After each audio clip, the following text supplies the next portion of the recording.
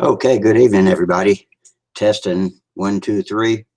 I learned the other night that this starts actually showing me before I click the live at the top right, so I didn't want any dead air. Right now, I'm inviting people, copying the link, and I'm going to paste it in various places. So if y'all will bear with me, I'm going over to Stunt Hanger, post the links in the two threads over there, plus I'll post one on YouTube where some of you watch from. Okay, here's the first link going into Stunt Hanger.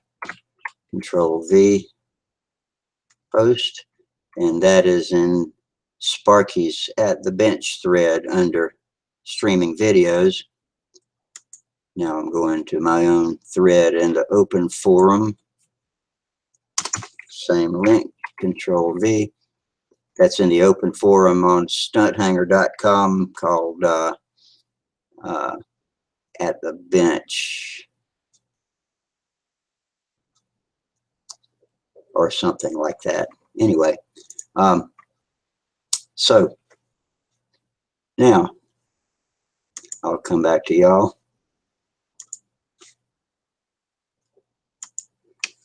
And settle in for an evening of chatting. We didn't have much of a turnout on Wednesday night. I don't know if it was just the middle of the week. We went about an hour, but I turned it off before we got so boring that we ran everybody off, and I didn't want anybody to get sick of us making lame jokes and having dead air and not coming back. So anyway, looks like I got one viewer. I don't know if that's me or maybe Sparky looking on from the hotel room, but I did learn one thing the other night, is that while I was doing all of this, setting up, posting the links, I wasn't talking, and so I had about a full minute of dead air, and that's never a good thing when you're live on camera. So I have learned not to do that. Another reason maybe we had a low turnout is everybody's getting ready for Brodak. It's the first really big event of the spring season, and I know all of my people, all of my friends here in Columbia, South Carolina, and North Carolina, Huntersville, that area, are all headed up there. And so I'll live vicariously through all the fun they have.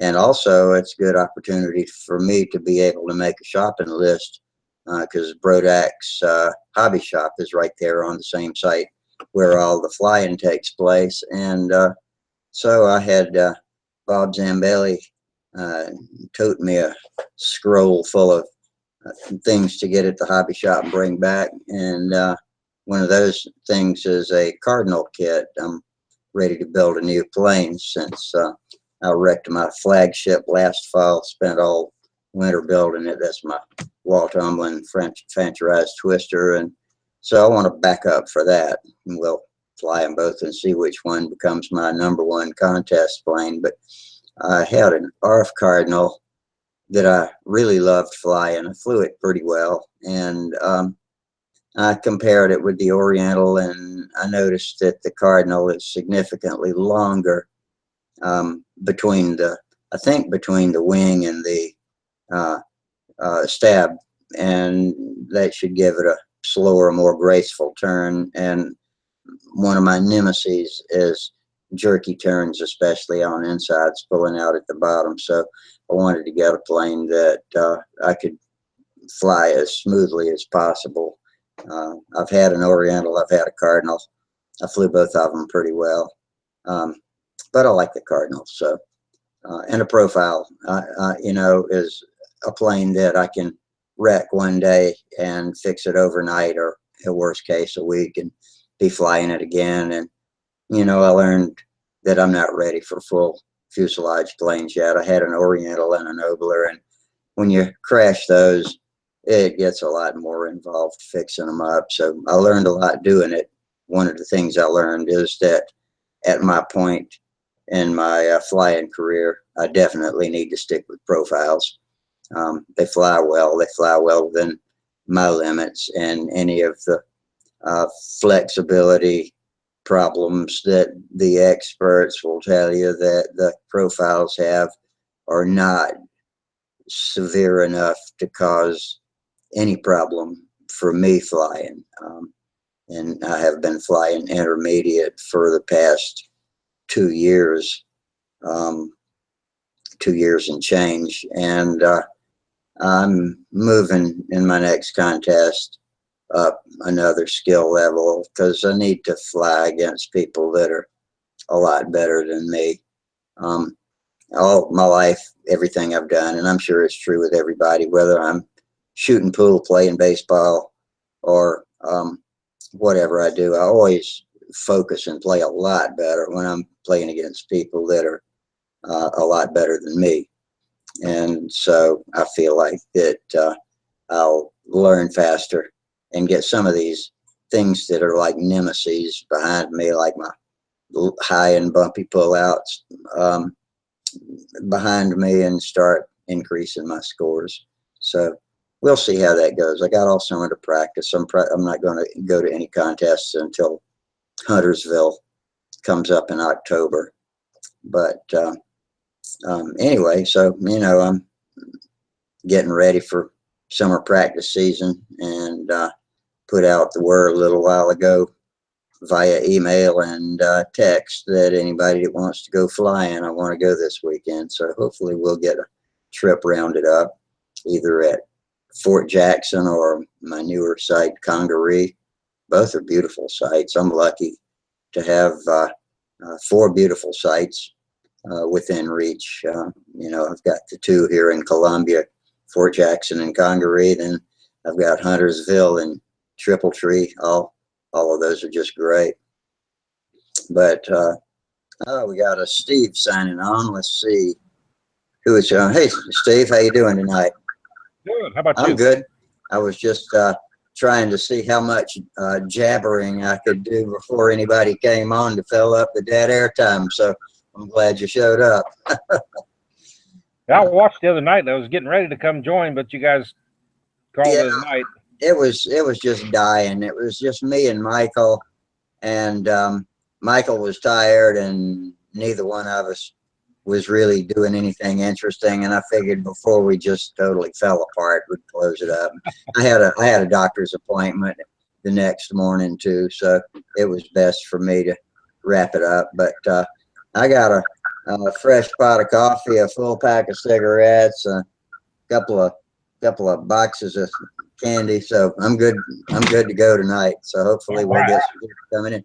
And I think a few of the people that visit us frequently are probably going to Brodak. That might explain some of the low turnout we had. So I don't know. We'll see. Hopefully Friday night people are free.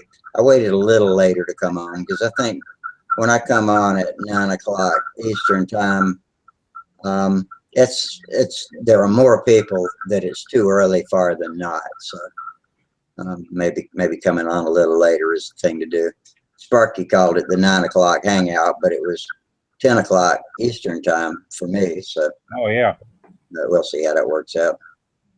I'd like to see a few people drop in so we can get a good talk going. I think Monday night we had a really good group. This is probably the best one that I've had since I've been hosting the chats, and so that makes me feel good that I actually organized a pretty good crowd. Wednesday night, not so much, but yeah, let's see what happens on Friday night. I'm relaxed and ready to just chill out. So are you in your shop or are you in your armchair? What you doing tonight? I'm in the shop. What you got on the bench for us tonight? Well,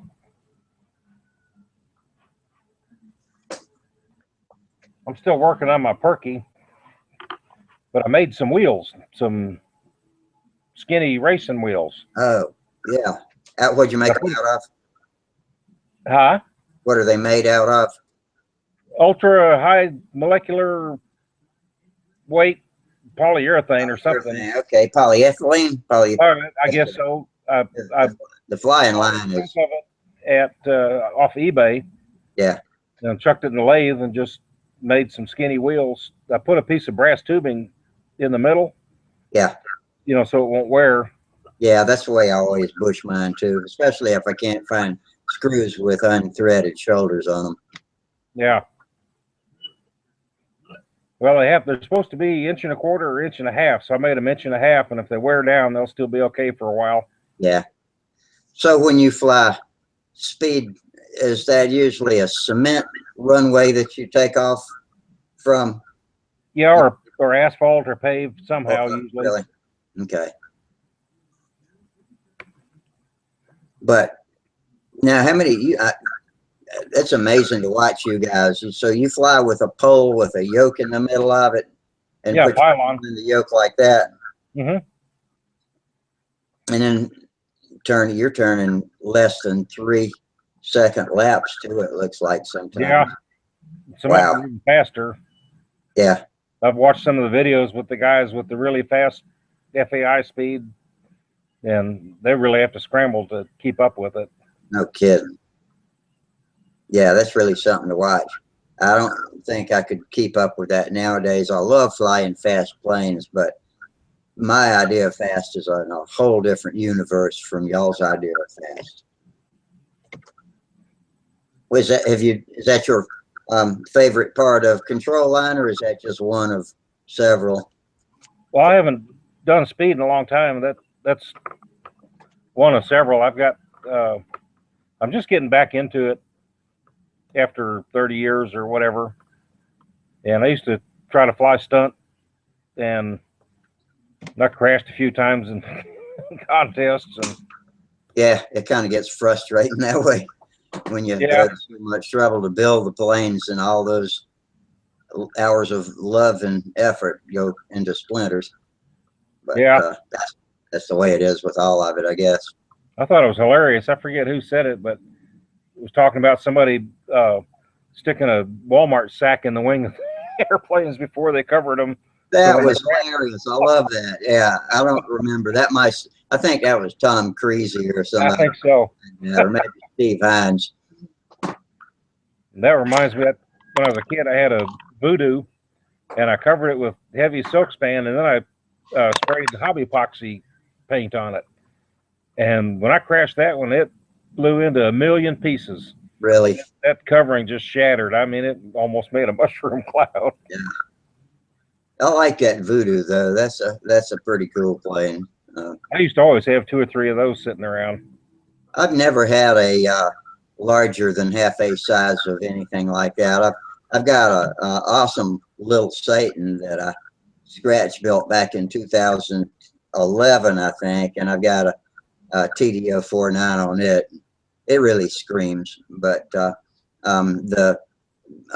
Voodoo and the Super Satan and the Big Auto and there's 100 of them. Oh yeah.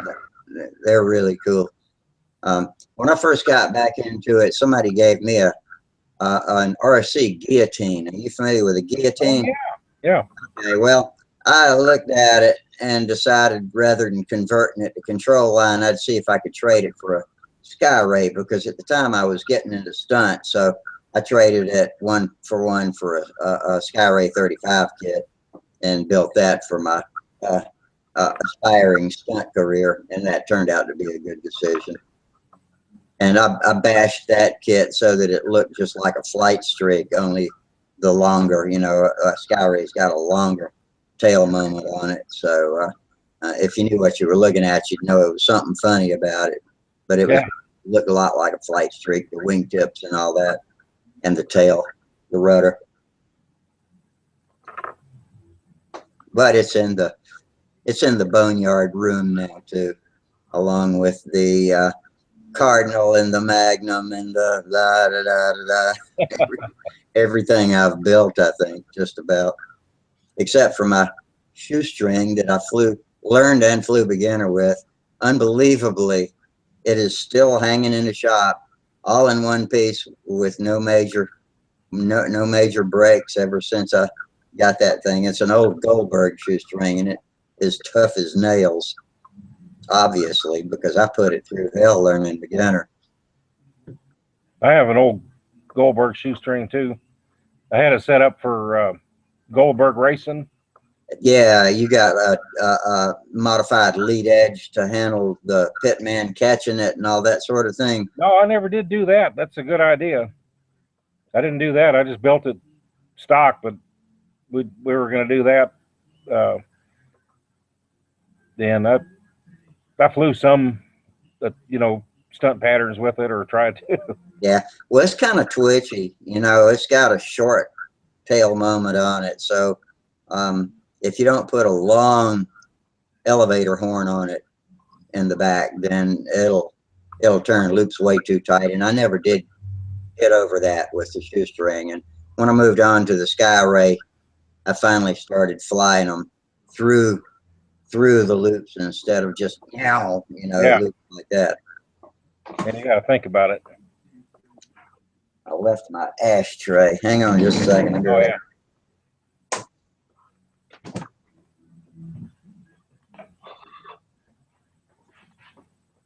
But at the time, I did not know any better. And my coach and flying buddy kept saying, "Fly bigger. I am flying bigger." I said, "No, I mean bigger." I think I frustrated him to death. It must have taken a year for me to finally fly a full-size loop, if not longer than that. And I was watching myself fly some flights from last summer on my Cardinal, and I was still flying square loops that were way too short, and the tops and bottoms were long, but the sides were short, and so I never really had time to straighten out, and it looked like they were curved because they were too short to finish turning, go straight, and then start turning again. So I video as many flights as I can, and invariably get the worst ones of the day on there. But I guess it's good for learning purposes. I got about 170 videos on YouTube of me flying, or I've got some tutorials and friends flying, that sort of thing too. I've watched a bunch of them and some of the 049 videos and stuff. Yeah, well, you've seen my little Satan probably, because it's featured the first time you visit my site. That's the one that comes up. So yeah, that was at Half A Day this past September, and that was fun. I got a standing ovation at the end of it. All right. Because somebody asked me, with no wheels, don't you get your bottom scraped all up when you land? And I said, no, I don't have that problem. Then it occurred to me, I don't think I've ever flown the Satan over pavement before. And so when the engine started sputtering, when the bladder gets low, it starts riching out and slows down. So I started trotting over towards the edge and just barely managed to put it in a patch of grass on the side. And I think that's why everybody hooped and hollered when I did that. So yeah, pretty cool. I think you were away from the camera the other night when I pulled out my big auto. I heard you talking about it. Yeah. I had one of these when I was a kid, and I loved it. And so I just scratch built one here, I guess the end of last year. Yeah. It flies really good. Oh, now that's Half A, isn't it? Yeah. I was thinking big auto was a junior size. Okay. Yeah, this is a Golden Bee, and it runs really good. Yeah. But I broke the booms off. I had to reinforce them with plywood, but it's back ready to go. Yeah, that happens. I had new booms on my little Satan too. They were the first thing to break. And then when I first built it, I forgot to put the little gussets on the side too to help brace them from side to side, and they were weak that way. So I'll put those on the next time I built it. I downloaded some plans for little Satan. I never have built one, but it'd be pretty cool. Yeah, in fact, I copied some plans to send to a guy in South Africa. His name's Theo Clennons. And I think he's a friend of Keith Renicle. You might be familiar with him. The electric guys sometimes use the KR timer. That's Keith Renicle.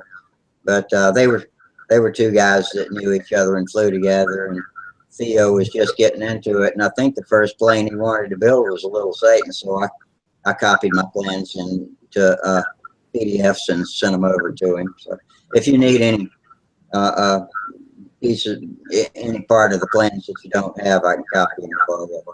Okay. I'm on the computer somewhere here. I think I've already made a set of templates. Little Satan's good. The only thing is with the little tanked engines, and I started flying it with a Black Widow too, but the fun light goes out before I'm through having fun. You know, Yeah. it runs out of gas too soon. So I put that TD on there and started running it with a bladder, and I just flopped the bladder over the top of the wing in a little mesh kind of a sack secured with a rubber band so it doesn't flop around, and you can pump as much as you want to in that, and that TD will make the Little Satan haul ass too. And that's what I was flying it with in that video that we were talking about a minute ago. And I had a little jumping bean. I bought it specifically to learn how to fly loops. At 50 something years old, but back in 2010, I thought it was ridiculous that I'd been flying since I was 12 and never had learned how to do a loop. Oh. And so I was on a plane to learn how to do a loop. I pounded it and finally figured out how to fly it through a loop, but there was so little left of it, I kind of turned it into a test bed for fuel systems. That's when I was experimenting with balloon bladders and all that, and put a medallion on it, and ended up yanking the bell crank all the way through the ribs into the very tip end of the wing, and I hung it up for about 6 months and decided I'd rebuild it. So I cut everything off of it except for the middle of the fuselage that goes over the wing, and I turned it into a beam mount, and I put twin tail booms on it like a Little Satan, and put a Norvell 061 on it with a bladder. And I didn't put a stabilizer on it. I used the same size everything as the little jumping bean. I wanted to preserve that much of it, except that I added some fixed flaps to the back end of the wing, and I sewed the elevator onto it. And I thought I like sewing elevators on. I always think that looks pretty cool. And man, that was a badass little plane. I made it white with flames coming over the wings out of red monocoat, and that was an awesome flying little plane. But that was the first Norvell I had ever flown, and it got ahead of me one day and ended up folding a wing trying to jerk it around too hard, and so it's a Hangar Queen now. I got the wing taped on right now, and it's hanging in the shop. But it's good to look at, so I might put it back together one of these days. But I called it the refried bean. Oh. That was what I renamed it. But yeah, those kind of planes are fun. If you ain't smiling when you finish flying a wild half-A flight like that, then something's wrong with you. Yeah. Those things are big fun. Half-A Day is always one of my favorite events at the club too. Are you a Stunt Hanger member? Yeah. Did you watch Shug's video of the contest? And where was it? Was it in Iowa? Yeah, I did watch that. Both 1 and 2. They evidently had half-A stunt event, and that's something we've never done at Huntersville, is have a half-A stunt event.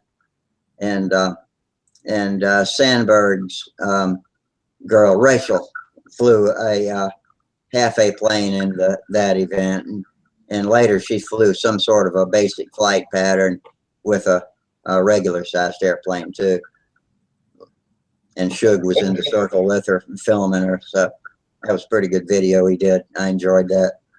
He always does great documentaries. He did a great documentary of Huntersville the year he came down here.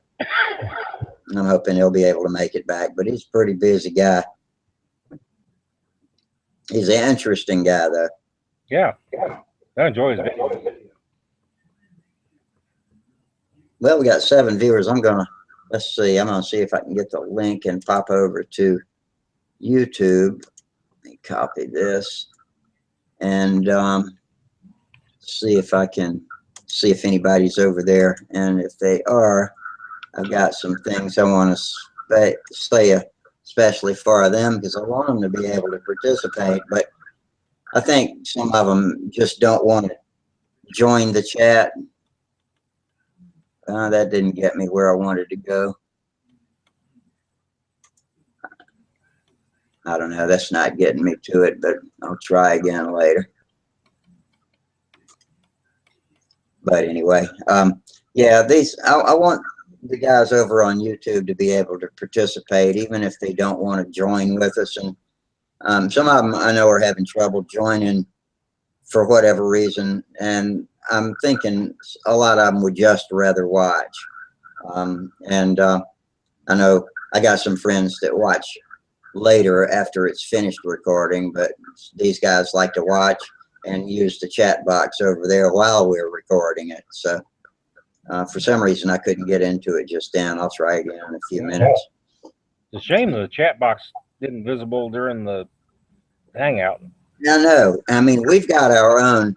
If you run your mouse over to the far left hand of the screen and hit that blue box at the top, then a chat box will open up there. Oh, yeah, I see. And you and I can chat with each other, but we don't share with the YouTube people. And I'm going to try. That would be good if it did. See if I can try it again. Most of them for the last 6 or 8 months, after the fact, and I've been in a few, but I always watch them, whether live or after, the next day or so. I've learned a lot just by watching the Hangouts. Yeah, and you kind of, it might be better for some people to be able to just go through it and fast forward to the interesting parts and leave the dead air parts, and you can pick up good parts of the conversations. You can always go back and listen again. Yeah. When I first started doing this, I used to always go back and see if I said anything stupid. I know it. I cannot get into it, into the YouTube. Oh, let's see. What is this? Forgive me. I'm fooling around with things right now. That's okay. Let's see.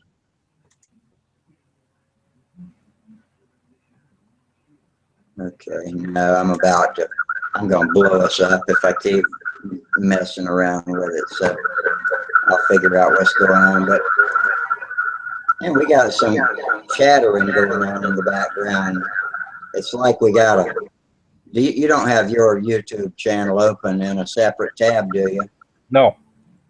I don't know what it is. I keep hearing an echo when I talk. I hear myself delayed. And I can hear myself talking after I say everything. I hear it again.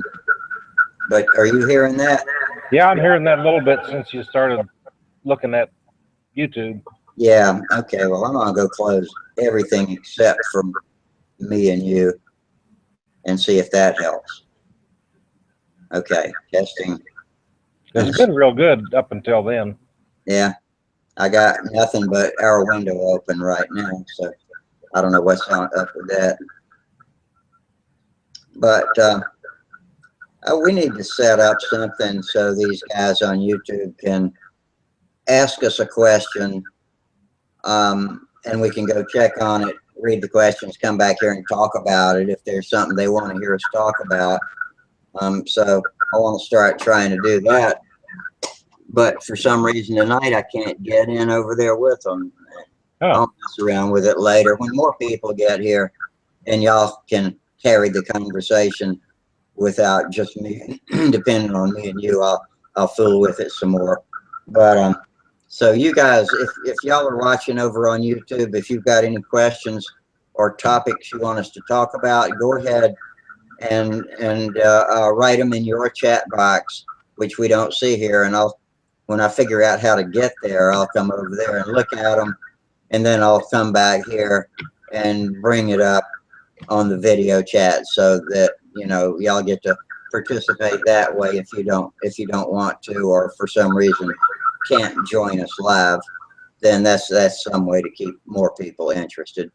So keep that in mind. Go ahead, start now. You know, write anything down. When we get more people in here, I'll spend more time trying to find you guys over there so I can look at your chat box. Man, that is some weird noise going on in the background. I think it's a glitch with Google Chats, because I don't, unless I've got a microphone I didn't know I had. I'm trying to think of what could be going on with my sound system, but I hadn't changed anything. Well, the video's been good tonight. A lot of times, when I think it's Michael, when he's in, it seems like the half of my screen will flash black every now and then, but it's been perfect tonight. Yeah, well, it's got less to think about when only 2 people are on. I think it gets a little overloaded when we get other people in. And Michael seems like he's running at a lower bandwidth because he's always fuzzy and dark. And I don't know about the dark part. It's probably just lighting, but he's never really clear. And he's also kind of hitchy and glitchy. So yeah, I don't know, but and recently we've been having problems where when new people sign in, all of a sudden it'll sign some of the rest of us out without our wanting to. So I think Google and YouTube are busy working on their shared systems. So they probably are.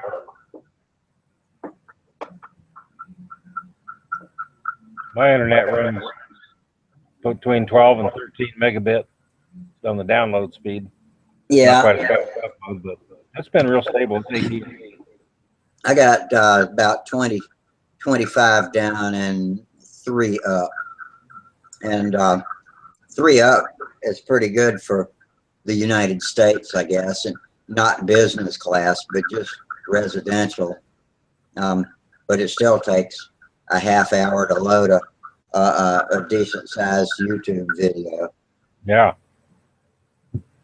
But before I upgraded and got that speed, I was running at like 1 megabit or less of upload speed, and it just took for freaking ever to upload YouTube. Oh yeah, that's terrible. And it's only been recently that YouTube reproduced a good quality video. It used to be you could put a fine high definition video up and it would look like crap when it came over on YouTube, but they've I guess now that everybody's getting faster and better systems, then they're able to broadcast in a higher definition. That helps. Yeah. But when I make my movies, I usually set them at a maximum of 720 DPI because I don't want to make it difficult for other people to see my movies without it stopping and going, because that's irritating. A lot of guys don't know. I'm thinking of some of the stunt hanger guys don't quite understand how to fix that on their end, you know, by going to the little cog down at the bottom and selecting a lower resolution, you know.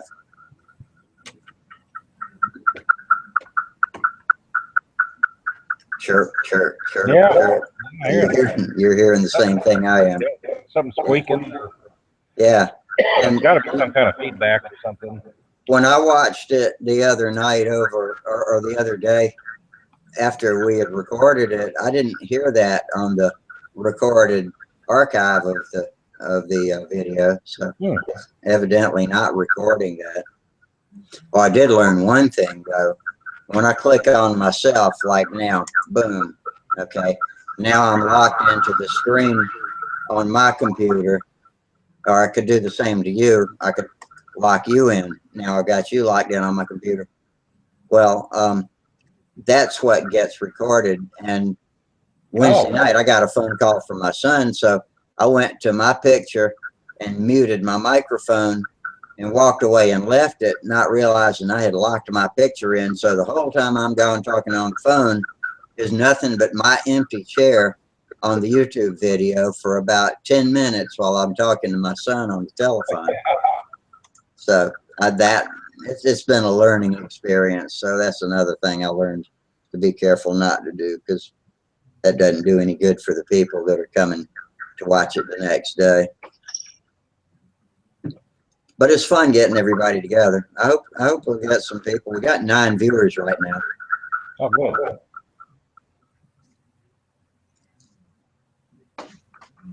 I've got a question for you. Okay. I've got some of that DC 540 primer on the fuselage here. Yeah. I just recently put the wing on, and when I got to make the block for the top just to fair it in. Mm-hmm. When I do that, you guys shooting primer on the silk span, or just doing it on the wood? Sparky puts it on the silk span. I don't build planes with silk span. I'm still a monocoat hack. Oh, okay. But yeah, I think it helps fill in and give you a smoother finish. But consider the source. I've not done it, so I shouldn't be giving advice on it. So now I wouldn't spray it anywhere. Like when you were talking about it, you were pointing what's going to be inside the fuselage. I don't see any need to put any on it in there. Oh yeah, not here, but yeah, but that'll be covered up. Where you're going to paint it, I think it's probably a good idea, but we better wait for somebody that knows for sure to come along and tell us. But I was watching Sparky working on a plane the other night while we were on here, and his wing was covered with DC 540. It looked like me. That seems to be good stuff. Yeah, I've been sanding it all afternoon out on the one I'm working on fixing my twister, and I originally intended just to shoot the micro balloon fillets because I was worried about the paint sticking to them, but then I got it all over everything else, so I figured, oh, what the hell, it can't hurt anything. I'll just sand it back down, and now I've opened up a real can of worms, and I've been spraying and sanding and sanding and spraying and spraying and sanding. And I finally got it now to where I'm ready to shoot the colors on it. So tomorrow, if I don't go flying, I'm going to put the colors on it and get it over with. I'm ready to fly that plane. Yeah. I'm such a slow builder. I don't have a lot of stamina for shop time, so I work a little while and then have to quit and go back to it later. Hey, Sparky. Hey guys, how you doing today? I bought some of that super fill. That's what I want to try. It looks like the best stuff to me. I haven't tried it yet, but I just got it yesterday. Yeah, well, Sparky showed us how to put it on the other night, and it looked really nice compared to micro balloons. And oh yeah, to screw with epoxy and try not to get epoxy thumbprints on your work. And so I'm definitely going to try some. I almost put that on my Brodak shopping list that I sent up there with Bob Zambelli, but it was $17, and already was buying a Cardinal and a fuel tank and other stuff, so I just didn't have any more money to spend. I'll try it later. Somebody's talking to you, Professor. Yeah. Kitty. Meow. Meow. He's saying something. There he is. Professor, the one-eyed shop helper. Do anything interesting at work today, Sparky? No, I'm just building service trucks. So I didn't do nothing but install some wiring and boxes and nonsense. But, I'm excited. Only got one more week tonight, and then tomorrow again. Somebody's got.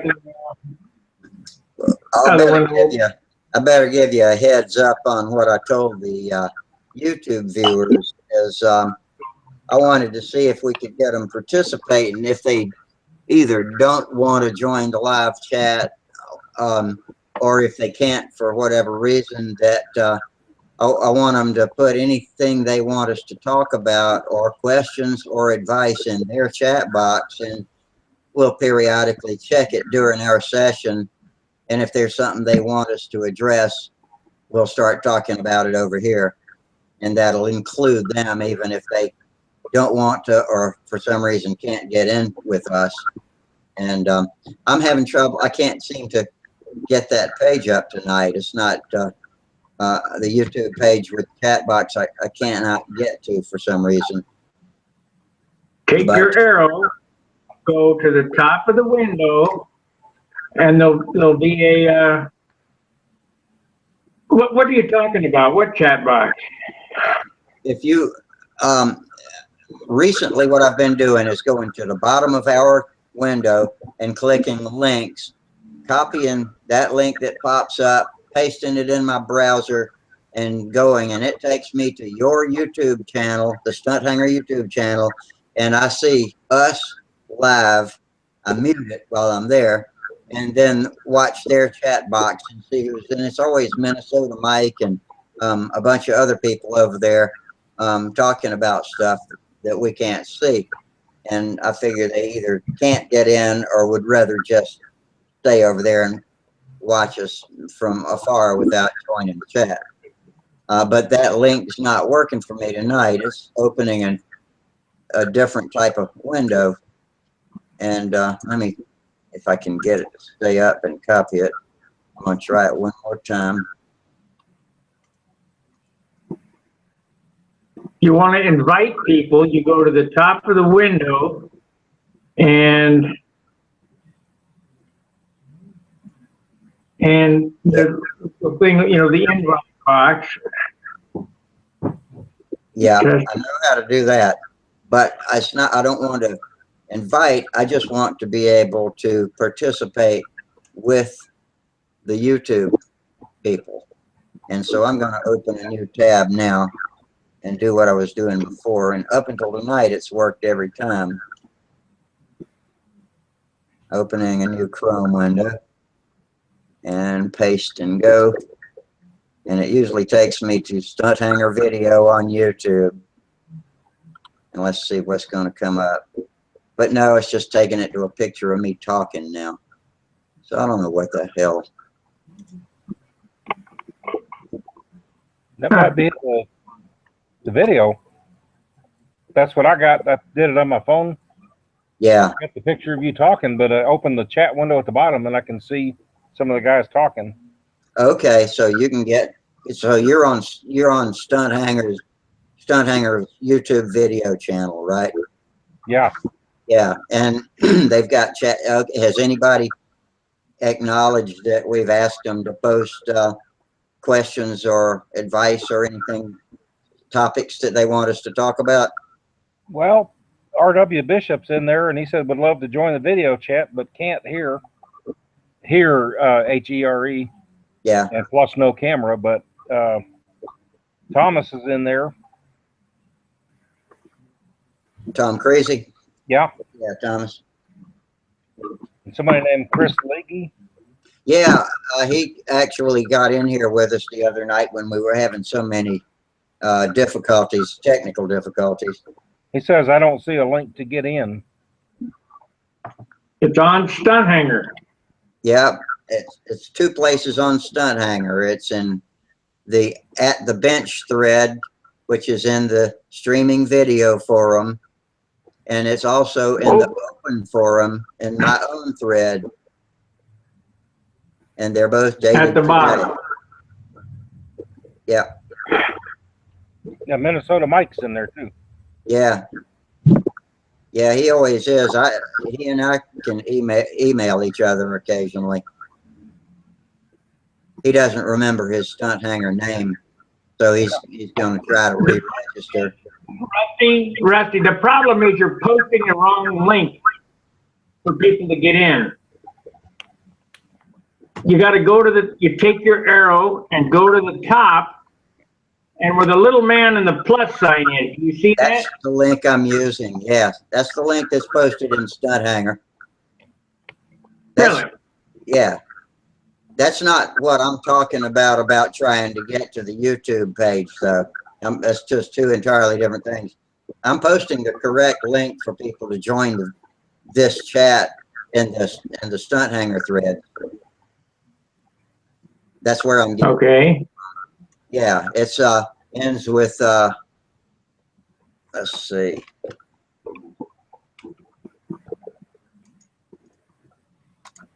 Copy.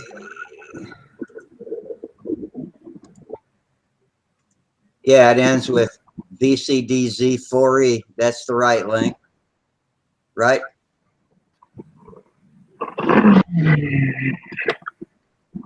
35YE is what it ends in. Oh, wait a minute. Yeah, DZ4E, yeah. That's it. Yeah, that's the link I posted. I went to the one in the open forum to come in. Yeah.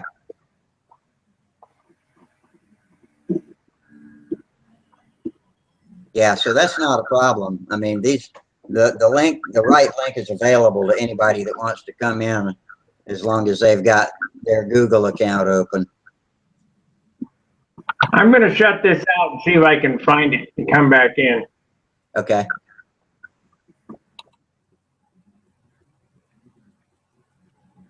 Ding, ding, ding, ding, ding, ding, ding. Ding, ding, ding, ding, ding, ding, ding, ding, ding.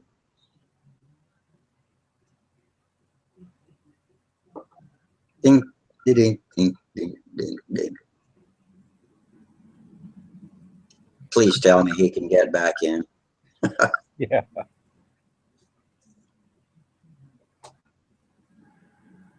Every night until I came up with this brilliant idea of interacting with the YouTube people, I've been able to go straight over there and open the daggum thing.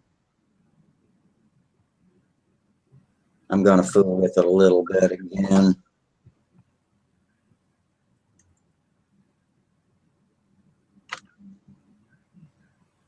Shift click, new page.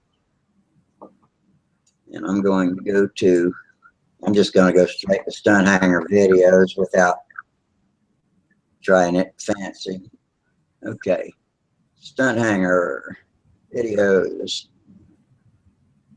Hang out at the bench Wednesday. Go to the channel.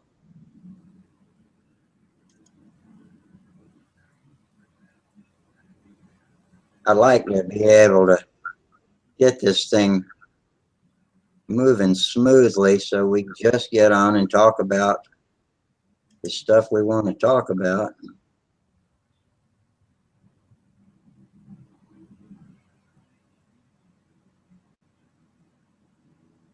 Now I'm going to try entering it from my own channel. Go to Rusty K and then go to my subscribed. Okay, now I'm on as me. I was on there and I posted the link. Okay. Was there a bunch of other guys on there too, it looked like? 9. Okay, I'm going over there now. I'm entering it from my own channel now.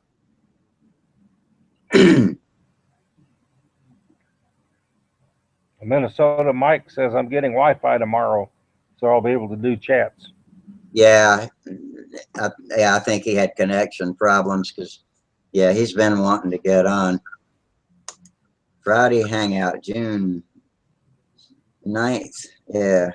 Okay, I'm on it now. Okay, so now we can go over there and see if these guys are talking and if they want to suggest anything for us to discuss. Hey, Thomas Creasy, I see you're over there. Nice. Minnesota Night, Mike, R.W. Bishop. Oh, I got to stop my feed too. There we go. Yeah, so there's a couple of people in the chat over there. Okay, you guys, welcome. Welcome to the YouTube side. I'm going to go back over to the live side, but if y'all have anything you want us to talk about, be sure and post it over there. We'll check back on you and see if we can add add y'all to the conversation that way. Oh, hey Tom. All right. Well, there he is. How you doing, buddy? Oh, pretty good. I saw you get your award on Suge's video today. What's that? I saw you getting your award on Suge's video today. I'm gonna have to readjust my my headphones. Hang on a minute. Like way too loud. It's distorted. Oh, I saw it too. All right. Maybe How's my microphone? it sounds fine. Okay, because I got an adjustment on that. I had that full 100%. I turned it down to 80. Okay. Yeah. How you doing? We're good. Good. Trying to get a good chat going here tonight. We kind of had a slow one on Wednesday night, and I ended up cutting it off after an hour because I didn't want to. With just me and Michael, I was afraid we were going to bore everybody to death, and I didn't want everybody to leave feeling like we'd wasted their time. So I cut it off after about an hour and 10 minutes.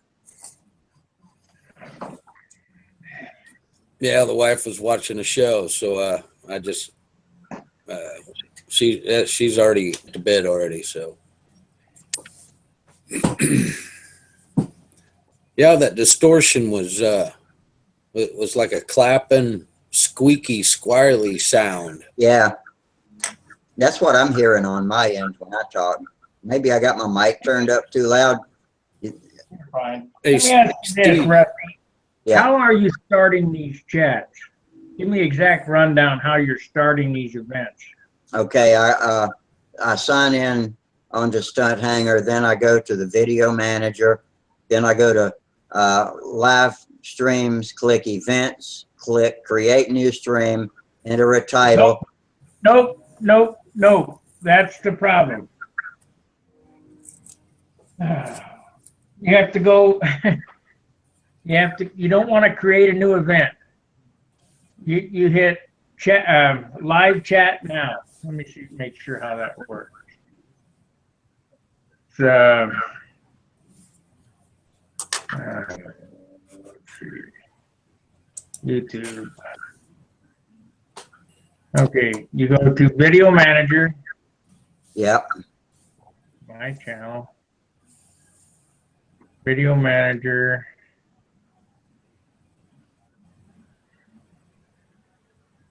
Live streaming. Come on. yeah, Then events. yeah, You don't choose stream now. You hit events, yeah, that's what I do. and then up in the right corner it says new live event. Yeah, that's what I click. Okay, so when you click that, you're going to put in the title Yep, and then hit go live now. right. That's what I'm doing so far. And it should be on quick using Hangouts on Air, not custom for more encoding options. No, I don't see any, I don't have any of that. And then after I click go live, then my picture comes up in a moment, and then I can click the guy with the plus sign on him, and the link pops up to invite people. I click that link and then post it in the Stunt Hanger threads. That should be right then. Yeah.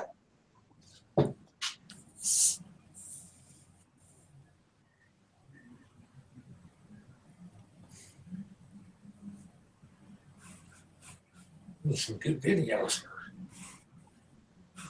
Chris Lee, I don't see a link in Stunt Hanger for tonight.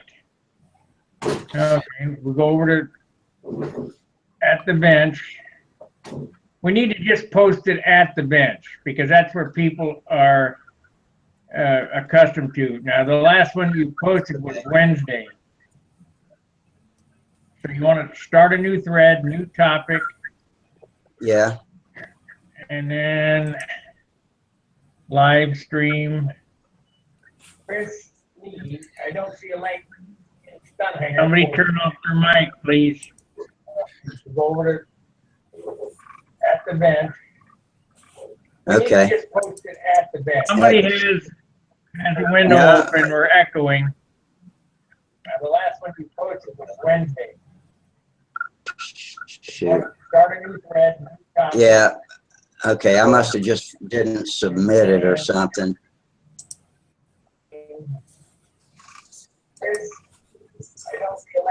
Who has the second window open?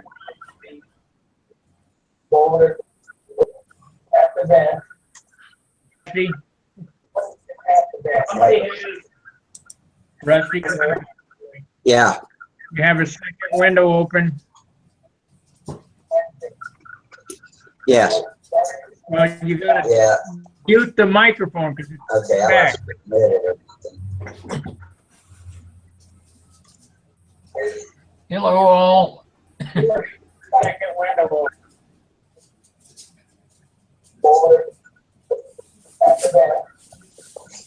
Rusty, you have another window Yes. open. All right. Hang on. You have a second window open. All I got open is this video chat and Stunt Hanger. Something is playing in the background. Yeah, but it's not coming from here. All right, Yes, hang it is. on. Your mic's going up and down.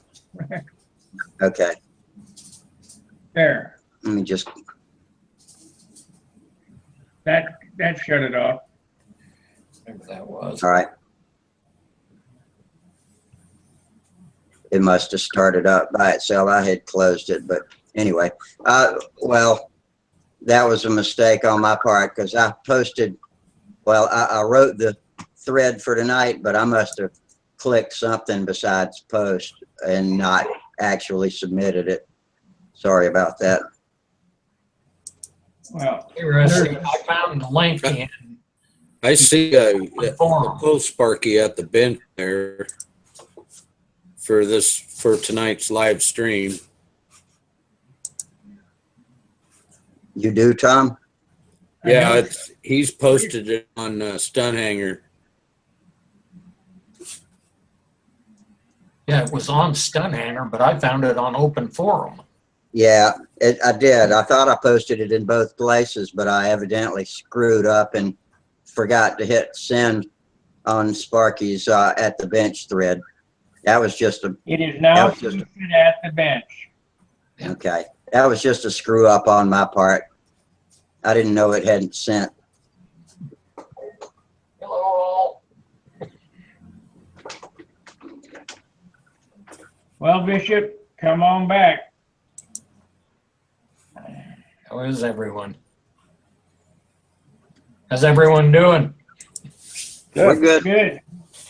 Just got Who through we got? watching Chug's. That looks like Tim. Oh, that looked like a fun contest. Chris, Chris. no, it's Rusty. Yes.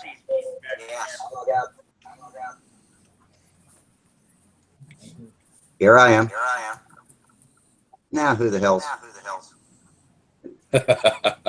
I have 0 tabs open except for the live chat window. Stunt Hanger's closed, YouTube's closed, everything's closed. It seemed to happen as soon as Chris came in. Oh God. Yeah, it's Chris's phone is doing something weird with him. Let's Really? blame it on Chris. Chris. What? Chris What's he did doing? it. The only reason I say that is because the past couple of times we've had this happen when Chris logs in. Wonder what happened.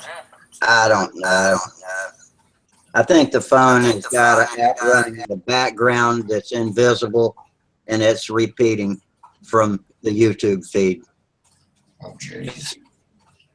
Chris muted and yeah, the noise went away, the echo. Yeah. Unmute Chris. Okay.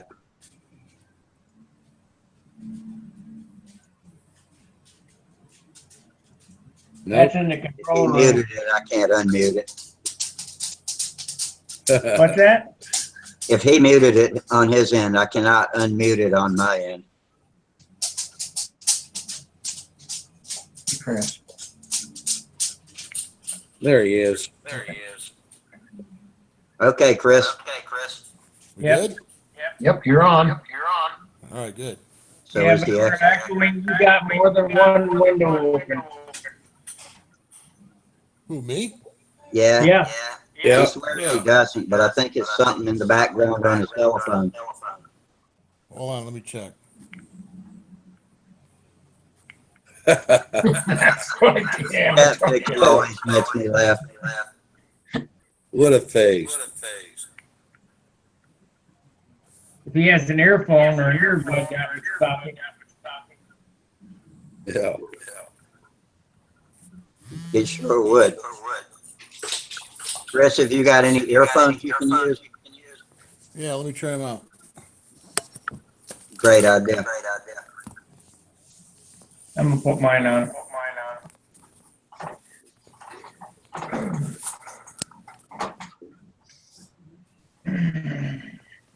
I'll be glad one day when we get to a point where we don't look like a bunch of monkeys fucking a football trying to get this thing to work.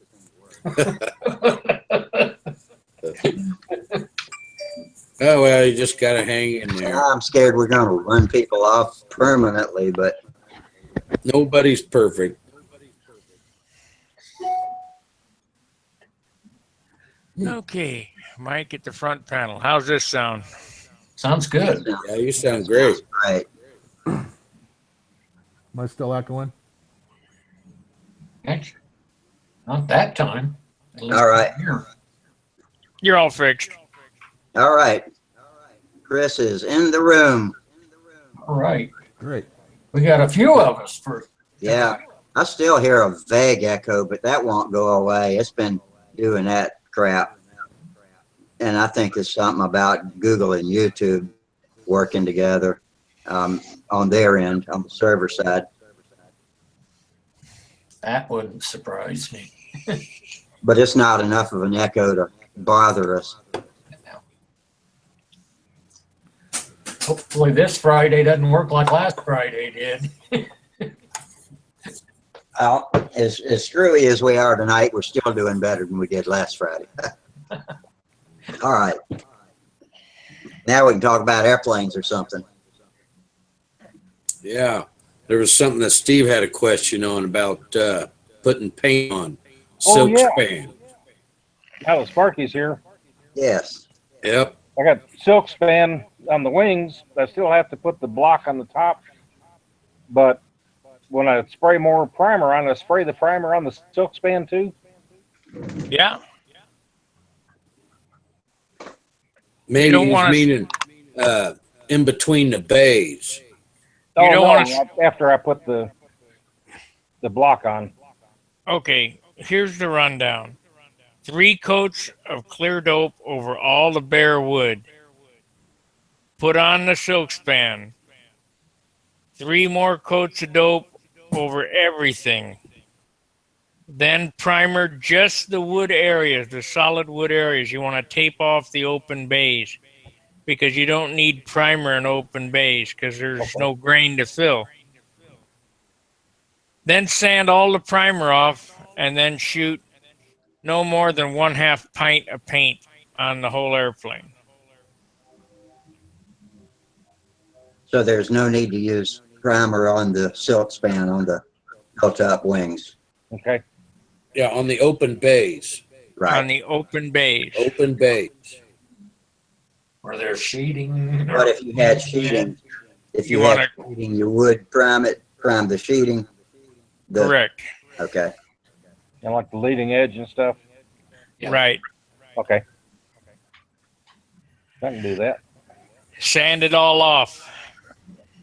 All the primer should be left on the floor. Except for a hint. When Bob Zambelli comes back from Brodak, he's bringing me a Cardinal, and that'll have some sheeting on the lead edge, and it'll be the first wing like that I've ever built. So I'll have to keep this in mind when I build that. I might go with poly span for my first time too. I made a mistake on this one with my poly span on the bottom side. I thought I had enough coats on it, and I didn't.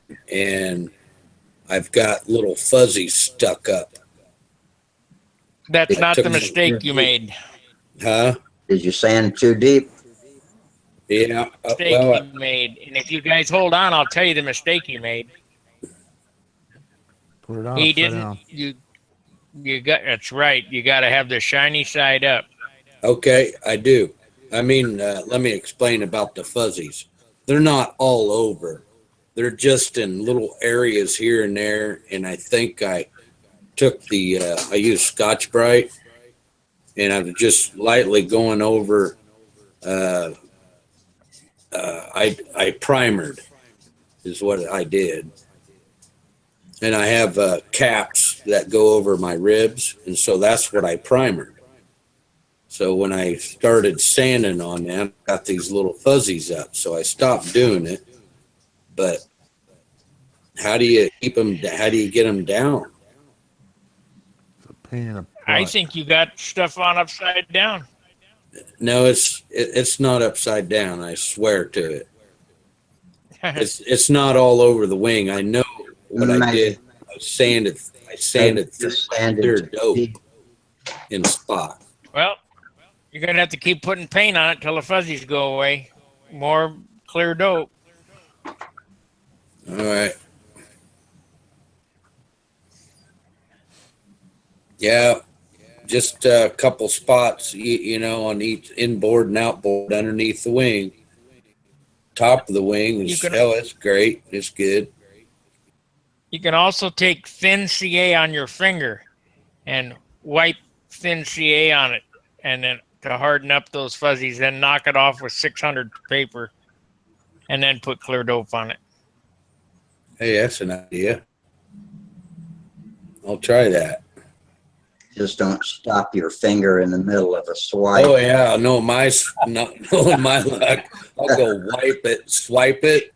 It'll stick to the covering. I'll rip the covering off. Yeah. Yeah, they would with it too. That would suck. Sound like something I'd do. Oh, I tell you, I love building. I love the framing and everything, but when it comes to finishing, oh, yeah, That's part of building. I know it. I don't like that part yet. I guess because I don't get either. frustrated because I make mistakes and I'm like, oh man, this is gonna be a bitch to fix. And there's so many square millimeters that I want to make perfect. You know, it takes forever for me. Yeah, finishing is hard definitely hard. And then I go out and fly the plane for 6 months and crack it up. So it's almost not worth it to make it too pretty. Yeah, well, I just need to keep making them and keep building and building and building, and I'll finally get there, you know? Right. Well, that's what Sparky's done. He's been building and building all his life. You know, us guys that have only been doing it for a relatively short period of time have a long way to go. To get I've been at it a long time. I've been at it almost 3 years.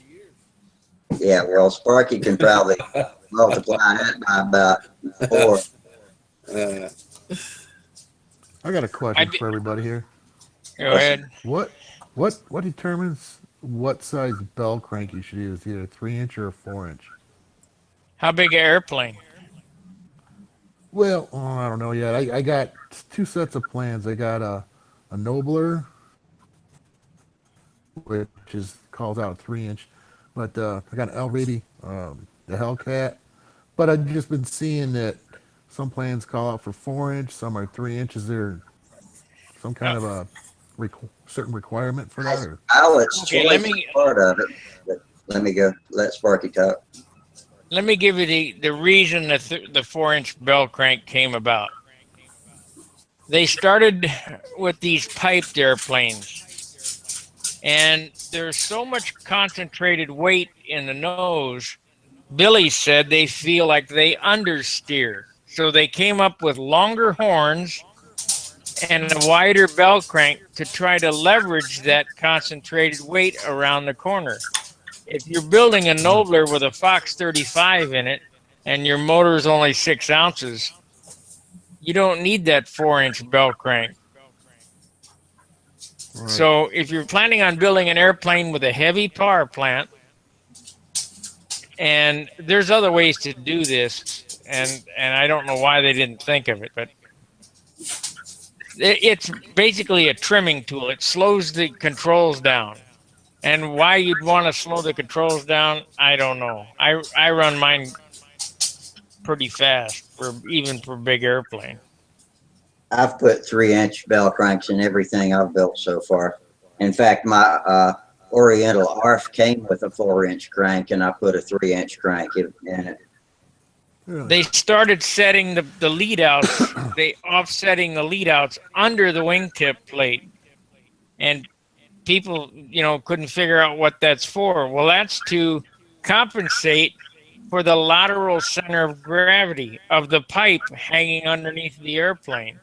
So you got all the weight hanging down, I call it slung weight, underneath the center line of the airplane. You want to bring the lead outs down in line with that. You got lead outs down underneath the tip. So you got a 4-inch bell crank with an 1.25 or 1.5 horn to leverage all the concentrated mass in the nose. So if you're running a electric airplane that has a 10-ounce or 12-ounce or 14-ounce battery, that's like a brick that you have to turn around the corner. So you're going to run your handle spacing real wide, the controls real slow with 4-inch, 1.5, so that you can pry that thing around the corner and make it look halfway decent. Right. Otherwise, if you do it with a 3-inch bell crank and narrow line spacing to keep it, you won't have enough leverage to go around the corner. So that's the reasoning behind the 4-inch bell crank. It was a trimming tool. Okay. But if you're building a classic airplane, there's no need for 1.25 or 1.5 horns and 4-inch bell crank unless you want to slow the controls down so much you go to sleep when you're flying. No, I'm just beginner. I'm about ready to fly my first airplane with a 4-inch bell crank. The other way to leverage the nose around a corner is less flap. More elevator, less flap. And that the longer lever on the tail of the airplane will force the engine around its access point. Okay.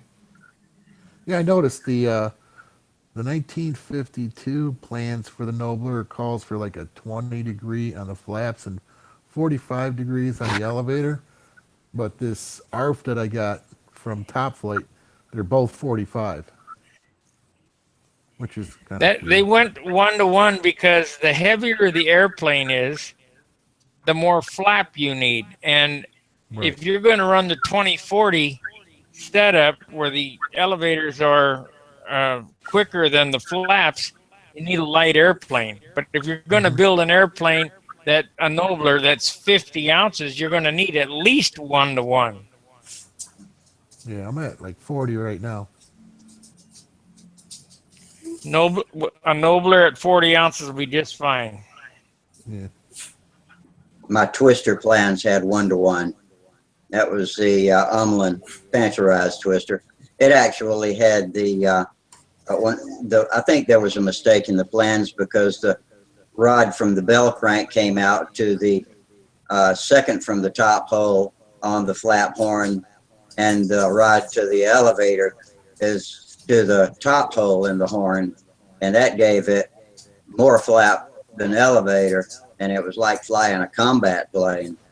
So I flipped them around, put the bell crank to the flap horn in the top hole and the horn to the elevator in the second or third hole, and it flew. It's Better. It's real simple. Back in the days of perfect bell cranks and Fox bell cranks, the 3-inch bell crank, you put the push rod in the center hole. You had 3 holes. One close.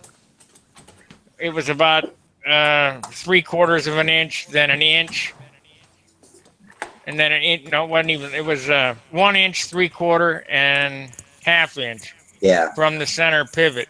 So you want to put that in the middle of the bell, the middle hole, and you go to the top hole on a perfect horn, which is a 1-inch horn, Yeah. and then the bottom, the middle hole was at 3/4, and then you went to the middle hole or the top hole on the elevators, and that gave you 1-to-1.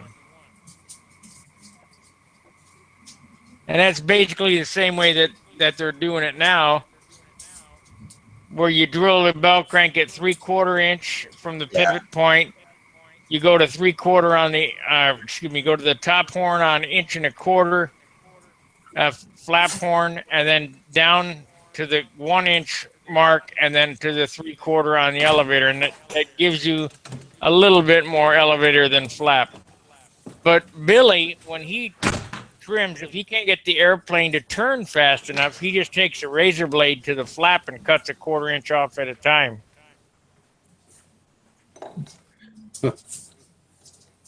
Till he gets it right. And that's what's made Billy so successful in designing is by taking those airplanes and experimenting with them. Well, this doesn't fly very well. Let's cut some flap off of it, or let's add a tab here. I don't like tabs, but experimentation. Yeah. What works, what doesn't. That, and I've heard he's the master of props. He's great at them.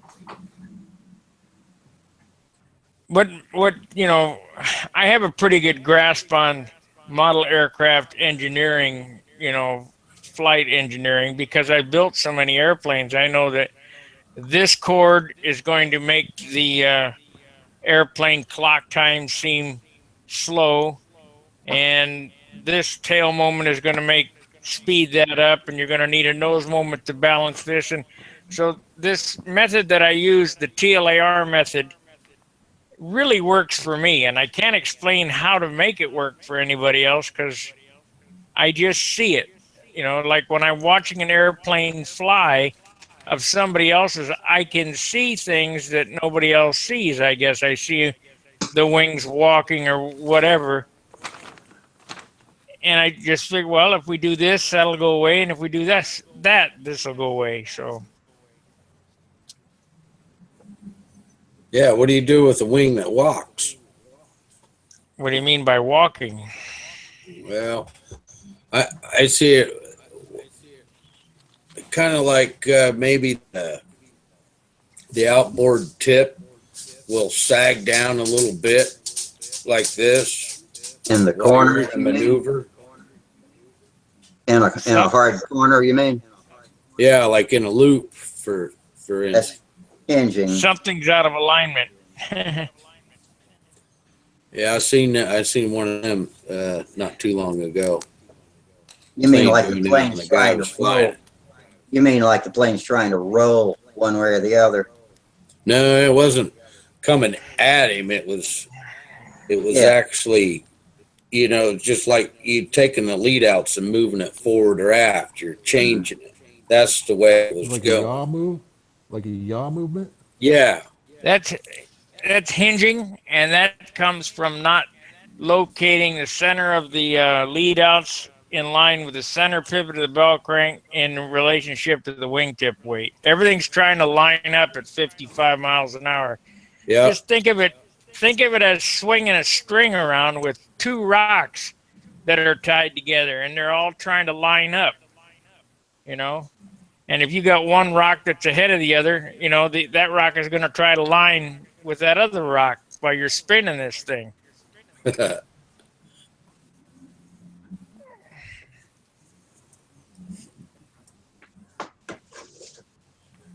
You doing I the talk about motor offset all the time, and a lot of people argue with me. You don't need motor offset.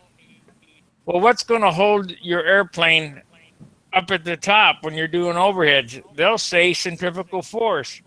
There isn't any centrifugal force over the top. Your worst enemy is gravity. That's right. It's just horsepower, and if the motor's pointed out, it'll pull it tight when it doesn't have lift or anything else. 'Cause there's no lift when you're knife edging. I don't like raking the lines back because that makes the airplane fly in a crab attitude where it's always yawed out. So as you go in and out of the wind, it's fluctuating line tension, and it's just really strange. So you want to try to keep the airplane running clean and tangent to the center, but the motor pointed out to hold you overhead. That's just my theory. My theories, my airplanes fly well. I don't fly as well as I need to because I don't practice enough. These guys that are winning the nationals are drilling gallons and gallons and gallons of fuel. I may have 2 gallons in for the year. I'm lucky. I go through one. I do about 2 or 2.5 a year too. Maybe 3. Well, I got 3 gallons in the. I got 3 gallons in the car to go to Brodax with me, and I don't plan on coming back with any. That's a lot of flying. 60 flights. 60 flights. Good Lord, Mike, mute the microphone. You get her, Michael? Yep. Oh, my nose is a disaster today.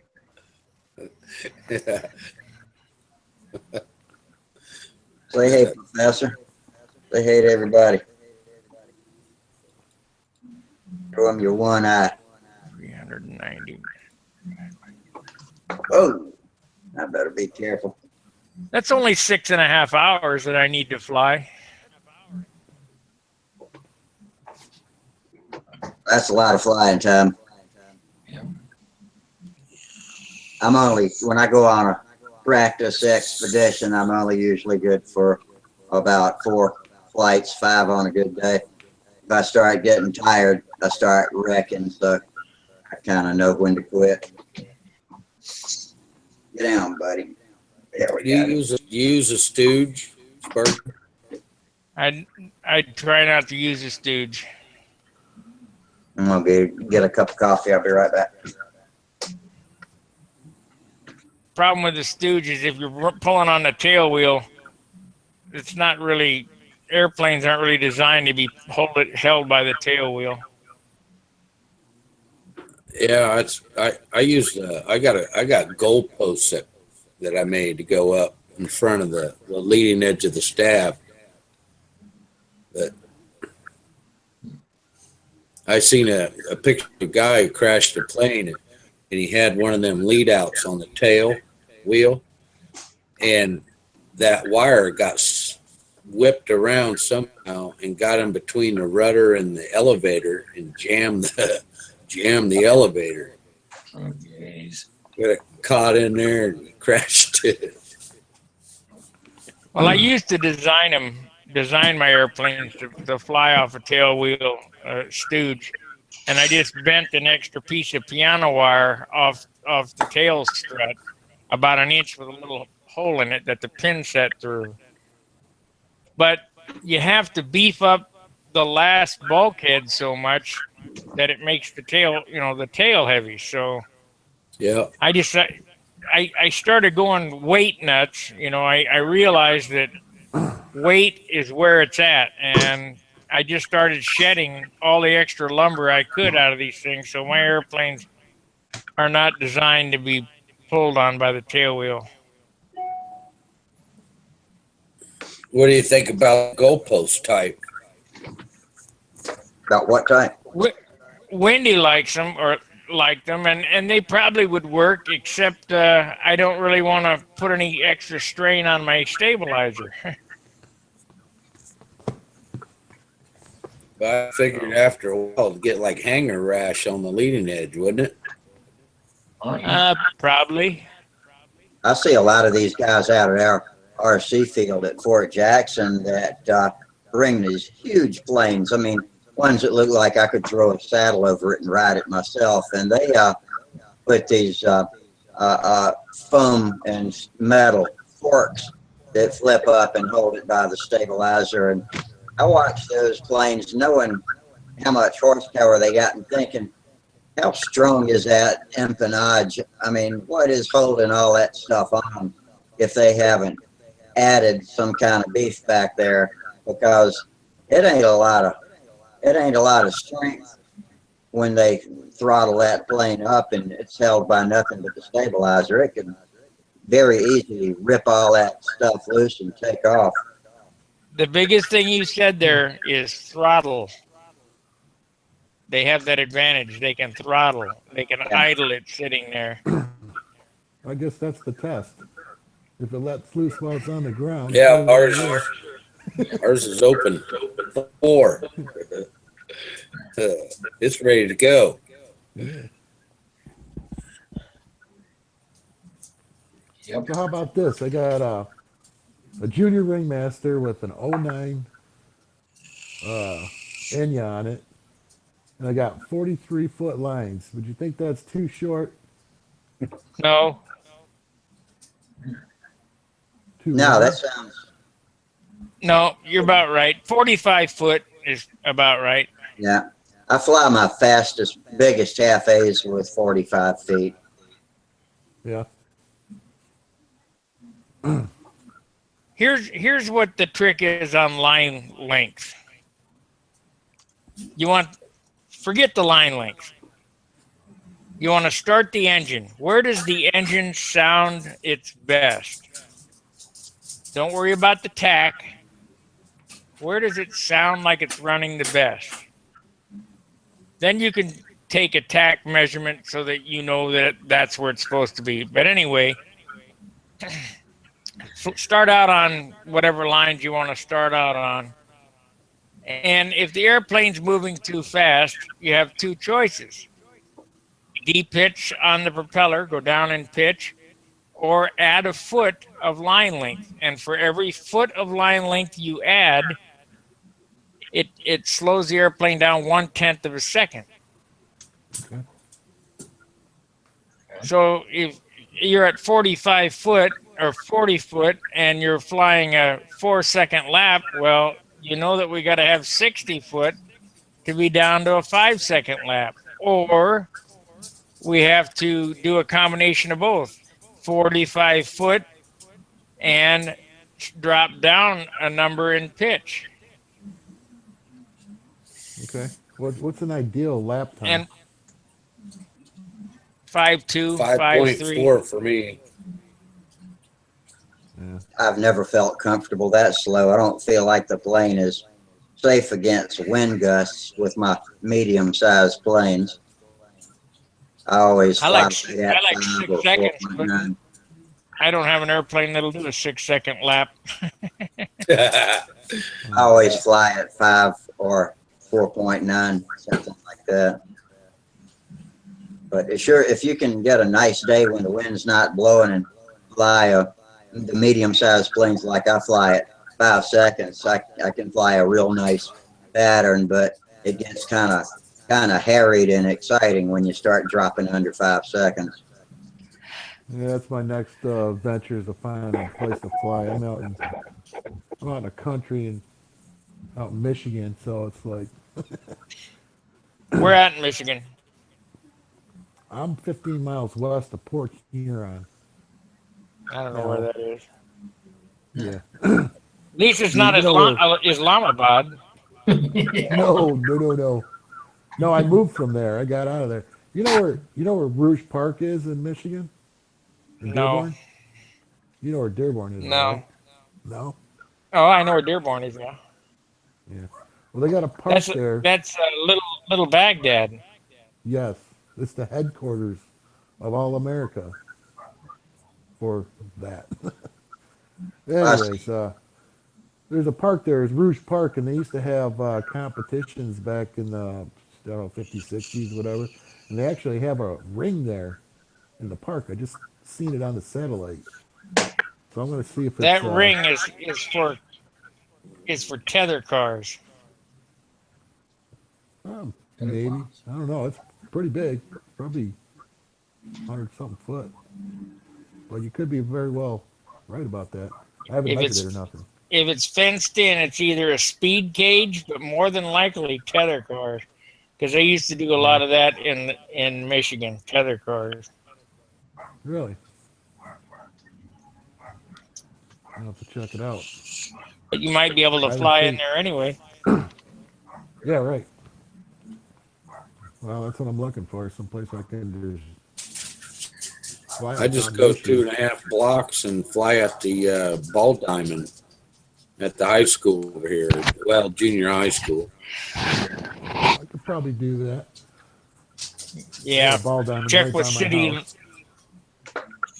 Check with the city. You don't want to be arrested for flying a model airplane. Right. Looks like we got a few guys. We got Minnesota Mike, Magnum 3145, and R.W. Bishop are over there on YouTube. I just sent them a message to let us know if they want us to discuss anything or ask a question. I wish there was a way to get that chat over here on this side. Yeah, me too.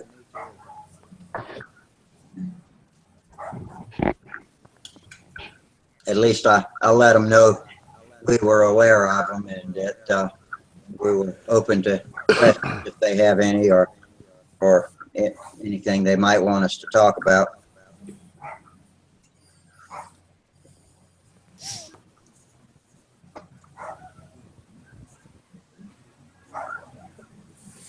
But anyway, tomorrow's Saturday. Any of y'all going flying?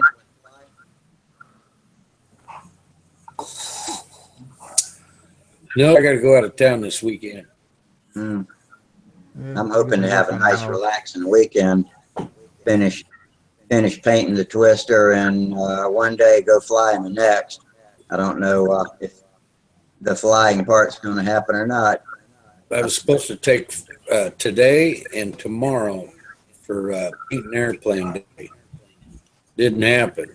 So I'm hoping to shoot for Monday, Tuesday.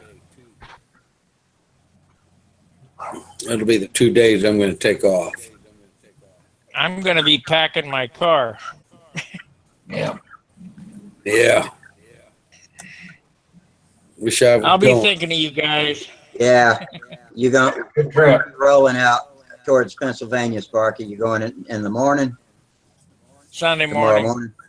Sunday morning? Yeah. Yeah. We're going to tow my car behind the motorhome.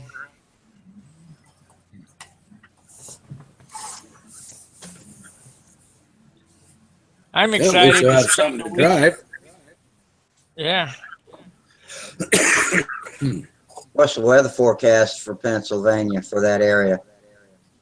Oh, it'll be hot and rainy, sticky and muggy. About the same as A lot always? of bugs. Yeah. Is So that where I we? just went over and bought sunscreen because I'm sure I'll be getting sunburned. Is that where we saw pictures of people Yeah, with make sure bugs you all put over some them on last year? top of that head. Yeah.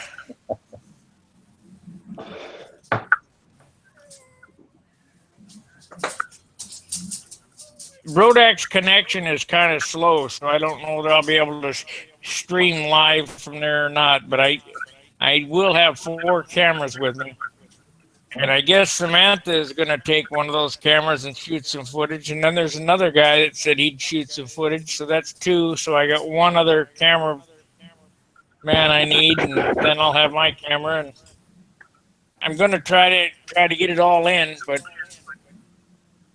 editing it up is what's going to be the killer. Yeah.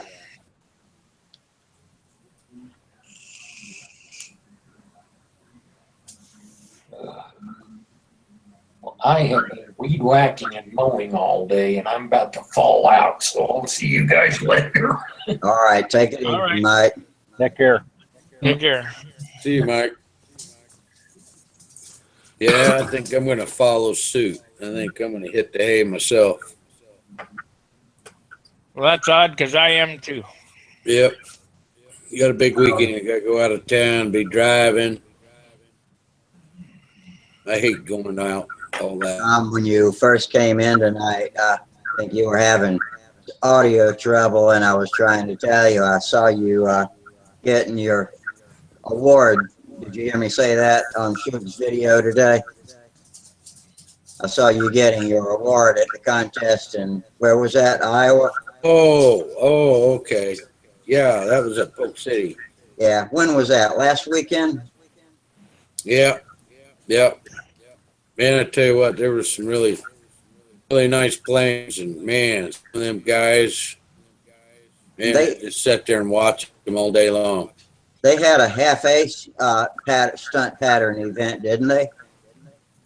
Oh yeah, man, Bob, he had a half A. I swear to God, it was huge. Is that the one that was so big? Yeah, it didn't look like a half-A. Yeah, that's right. Yeah. It kind of looked like a 15 or 19 size control line model. Did they fly an actual Tampa stunt event, or was that just fun flying? No, it was a Pampa stunt event. Now, did they do rolling takeoffs, or could they hand launch? What was different? Did they change any rules On what? for flying half-A's? Were they allowed to hand launch or anything like that? No, it was off the ground. Just right off the ground. You had to take off from the ground. That was the grass. It looked pretty, but it looked like it was a little tall. Was it cropped pretty short? Oh, it was short. Good. Yeah, it wasn't too bad. It was great. Looked like a beautiful field. They just didn't have a built-up structure like a pavilion or anything with a roof on it to get under, other than the tents. That's right. You didn't bring a tent, canopy. You're screwed. Yeah. Well, there's some shade along the sides, pretty much you can capture it and still watch. Yeah. But not enough for everyone to get under. Yeah. But it was the trees. They had these banners lined up so people wouldn't cross into the area. And the banners would be like blowing north, and yet the streamer was in between the two circles, and it was on the north side, but yet it was blowing towards the south. Yeah, the winds were rolling. The winds would come through and hit them trees and just ball it around and made it there was 8 crashes there. That's what Suge said, a bunch of crashes. Some of them were pretty bad. Well, this one guy was doing an outside loop, and he's a good flyer, beautiful airplane. And he pulled up, it didn't do nothing. It just slammed him right down on the ground. What was the temperature? Was it up in the 90s? Yeah, that Saturday it was like 92, 94. Everyone was having problems with engine runs, It was getting so hot Air density out. was low, so you didn't have much lift. Huh? Air density was low, so you didn't have much lift. Yeah. That's why they hit the ground. Yeah. Yeah, I told my buddy, I said, when I go to the Nats and I watch them guys, when they do their first loop, they're stepping backwards, and they're pulling the plane out of the hole in the air they just punched. Yeah. Right. Yeah. Well, guys, I'm out of here, so I'll see you again. I'll probably see you. I'll try to stream from Brodax. No guarantees, though. Okay. Well, I'll be here Monday, Wednesday, and Friday. Appreciate it. In between, so. Everybody be sure to like, subscribe, and share. Join us on Stunt Hanger. Until I see you again, fair winds, tight lines. See ya. See ya. We'll like it.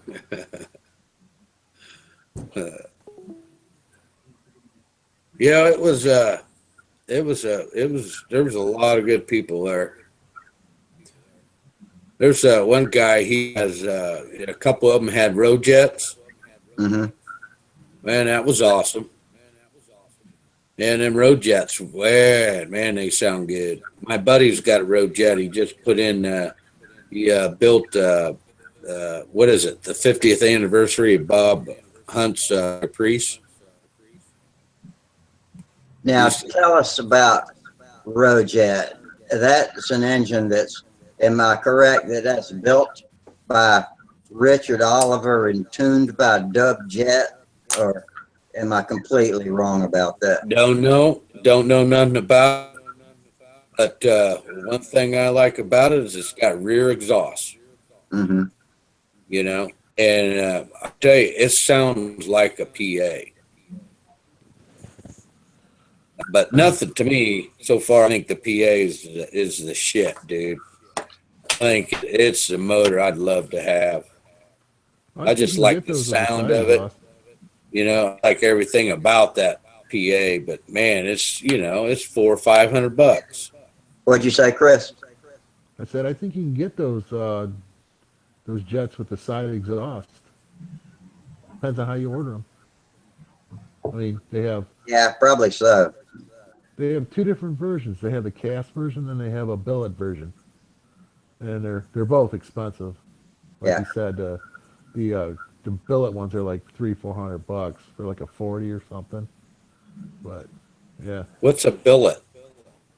billet It's solid. extruded. It's a machine out of solid piece of metal instead of casted.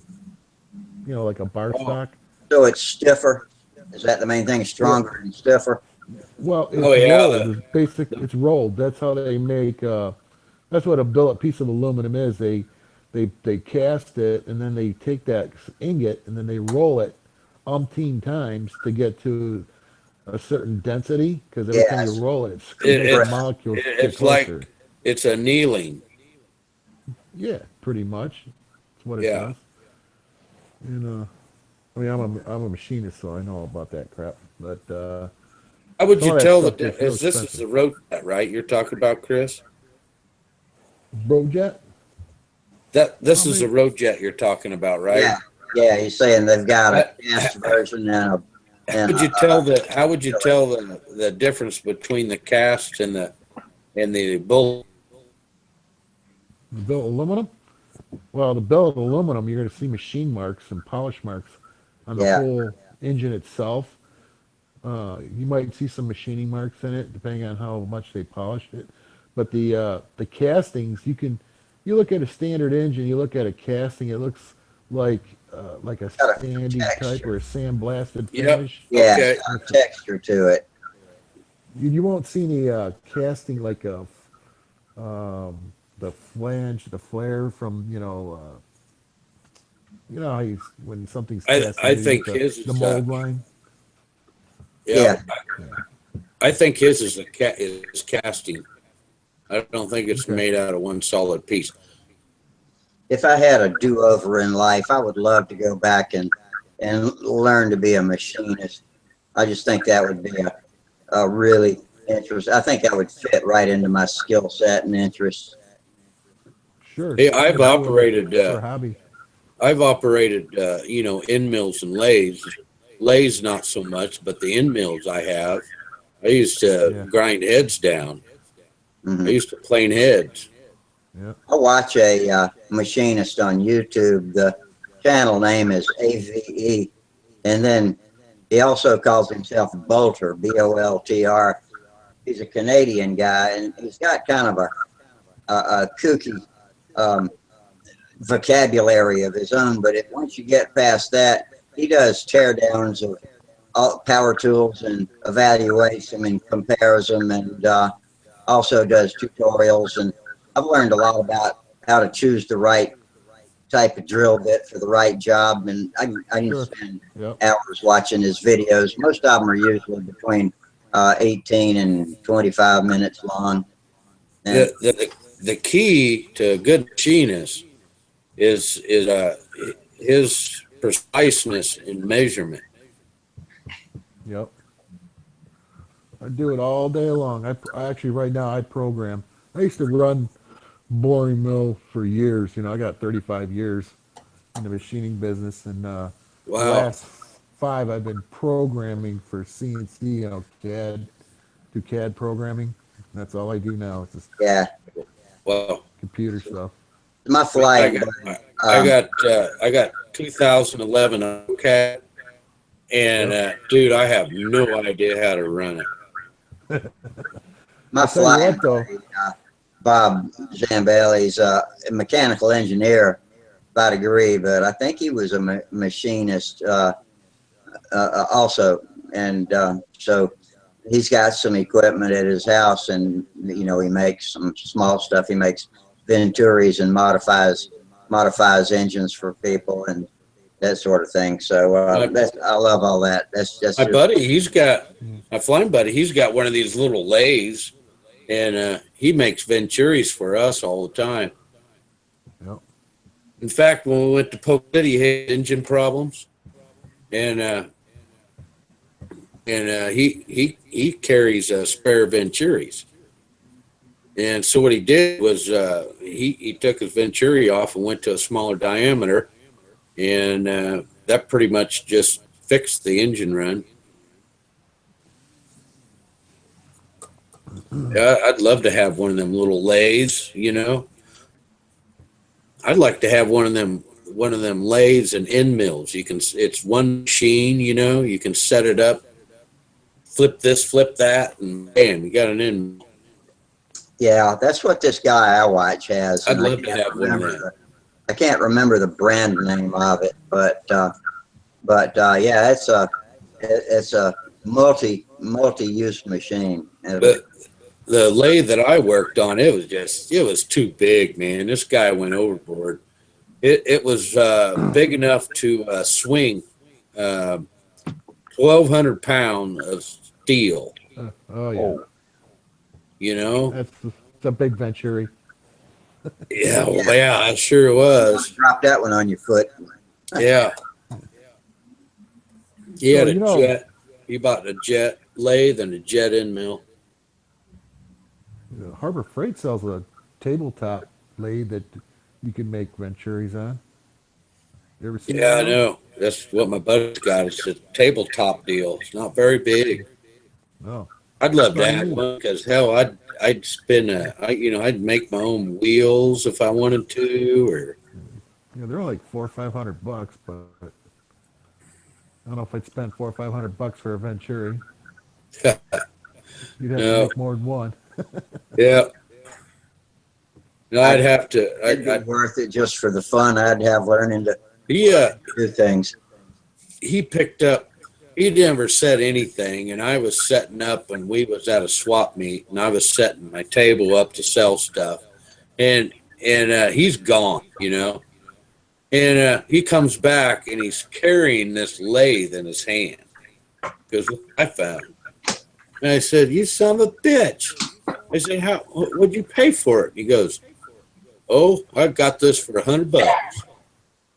I'm like, "You got to be kidding me." It was a nice lathe. That's what he's using today. That's a good bargain. Yeah, it sure is. Boy, I tell you what, that's when I load up on hardware. I get all kinds of stuff. Hell, I got me, let's see, how many pair? That'd be 6 pair of wheels for model airplanes I bought for $1. Yeah, you can't beat that. That's 6 pair. That's 12 rubber tires for. Well, they was different. You know, the guy he just had a box of them and had pairs wrapped up together. And you can find all kinds of stuff. Found me a carbon fiber pipe that'll work on my 46s. You know, I picked that up for $15. You guys go to swap meets at all, or have any of them in your area? I haven't gone in such a long time. I used to Danny do Man, this when I was younger. Danny Banjock evidently has a pretty good shop at his house because he makes spun aluminum spinners and all kinds of stuff like that. And I'm not sure exactly how that's done. I know you waste a lot of metal learning to do it, but he turns out some really nice looking stuff. you can actually you can actually program a lathe to to cut a cone. Yeah, Oh yeah, that's where you You mentioned. know, you can actually, you know, that, I mean, you can even make bolts, threads, all kinds of different threads. what about all the shavings? I mean, a lot of stuff hits the floor. Do you take that and recycle it Yep, somewhere? I can't imagine just throwing it away. yep, Oh yeah, yep. you take it to the Recycle. recycle shops, they'll take it. Yeah, No, you bet. You That's just gotta clean steel too. That's number one. Just keep like aluminum, that'd be aluminum number one from. aluminum. It'd be clean. You'd get Yep. top dollar out of it. yeah. It's not a total waste, but you know, there's always some kind of waste. Well, Yep. I have Hey, a plus you get a bunch of that, man. It's great for scrubbing pots and pans that are burnt. question for our machinist. That's like it's like Scotch Brite. I want to make universal motor mounts for my future planes, which is nothing but a bark lamp that doesn't use bolts through the engine. It just clamps the Right. engine in place. And I figure about 3/8 of an inch thick, but I know nothing about choosing types of aluminum. I know they come with all sorts of alphanumeric designations, but I don't know what any of those mean. I'm familiar with 4075 aluminum. I hear T6061 all the time, and from what I gather, that's just a general purpose metal That's that doesn't do anything specific, but it's good for all kinds of different uses. But I don't know what the That's an numbers mean.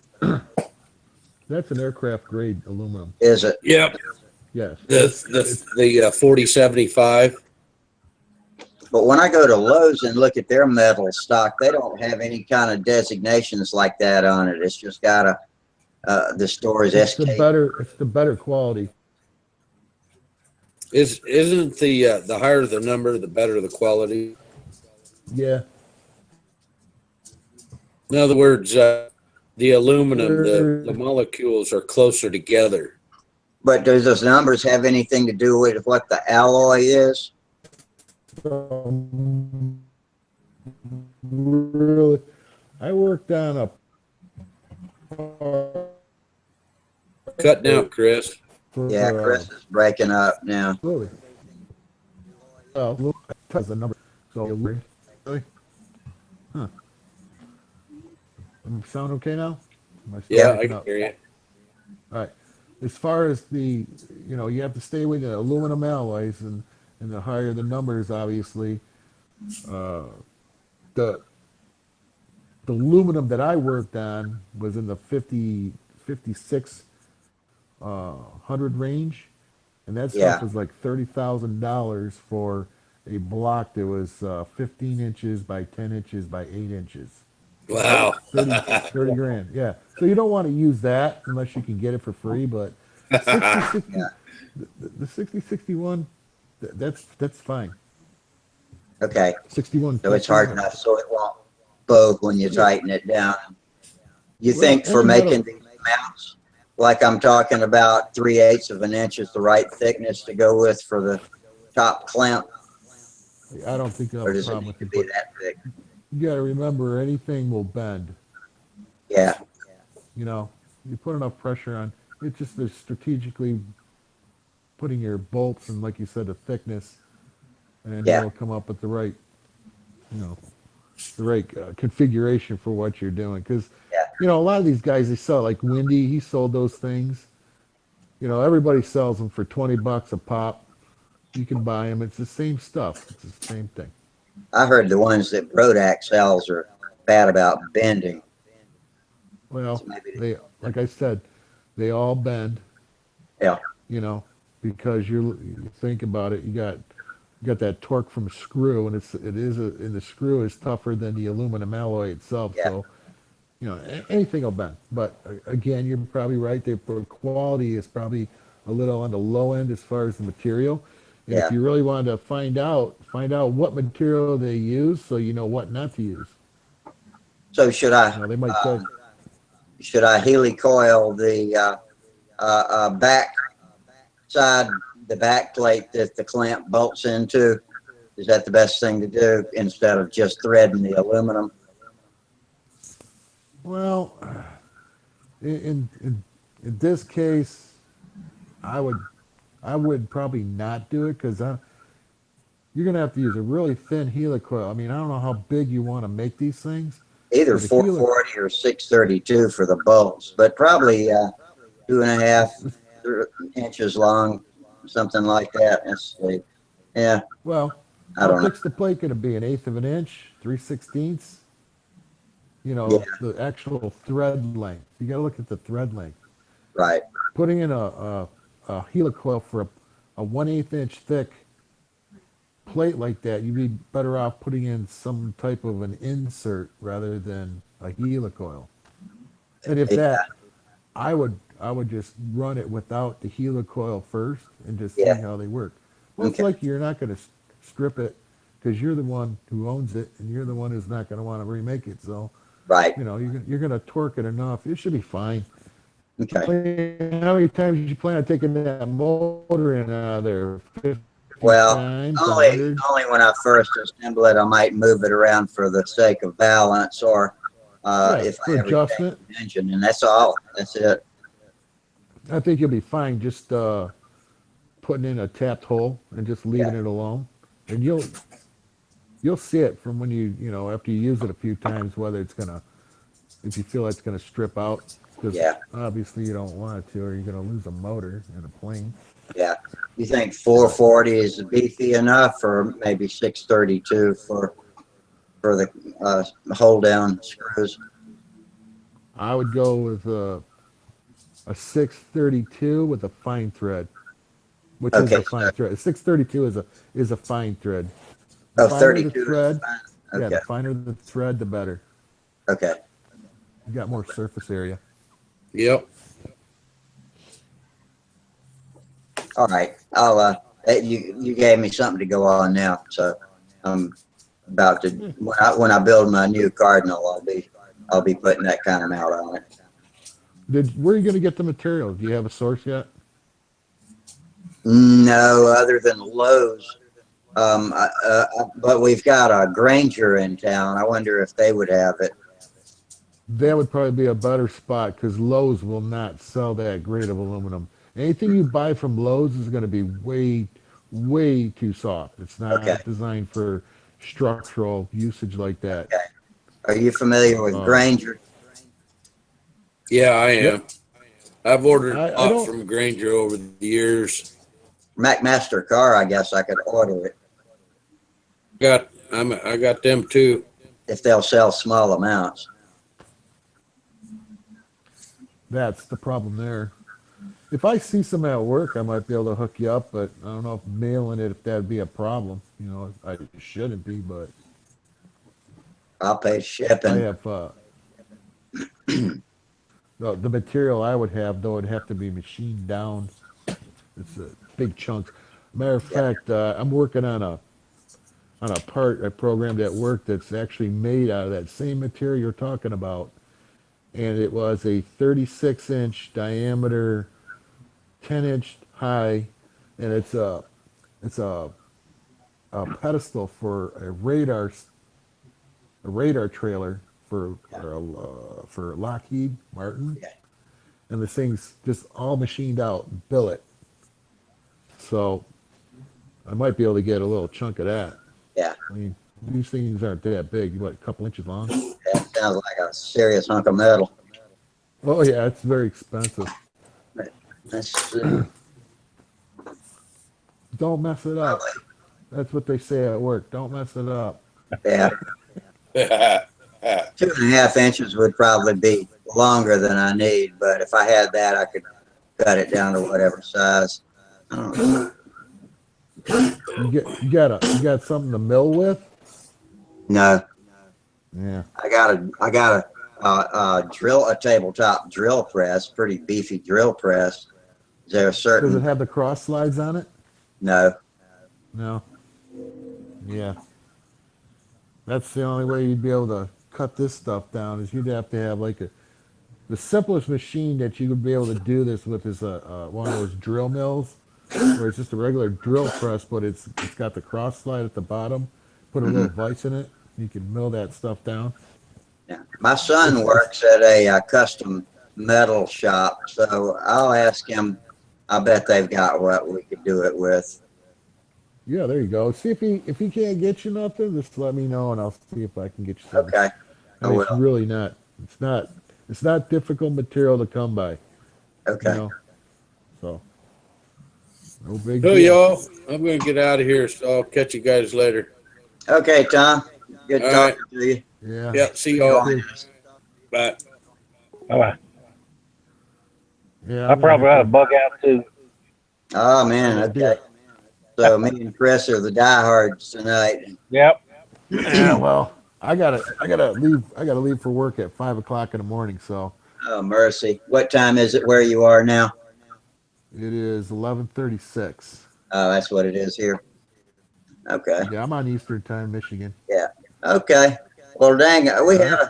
once Sparky came along, he livened things up. We actually Yeah. got to talk about some airplanes. I'm glad he dropped in because he knows so much more than I do. Well, it's time, man. Yeah, That's what these conversations are for learning, right? that's right. All All right. right, Well, there. be looking for you guys Monday. Okay, we'll see you. All right. All right. All right. We'll Take care. talk to you guys later. Good night. All right. Bye, Rusty.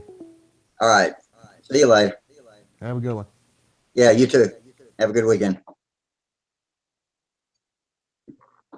Okay, people. Well, it's just me now. I tell you what, before I sign off, I'm going to go over to the YouTube side, see if y'all left any comments for me. And looks like our W. Bishop says bye all. And oh, he's talking about 6061 T6 is good stuff and easy to machine. And yes, numbers have to do with the alloy. I'm gonna post him a message back. Oh, good. At least the YouTube crowd is participating a little bit. You got to figure out if they're having trouble getting in, or if they just rather do it over there. I know Minnesota Mike, I think, is getting an upgrade to his system. Okay. Let me say thanks, RW. RW. All right.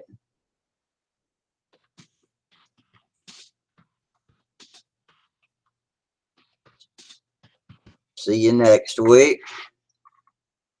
Oops, see you next week. See you next week. And send. And it looks like we've got 4 watching now.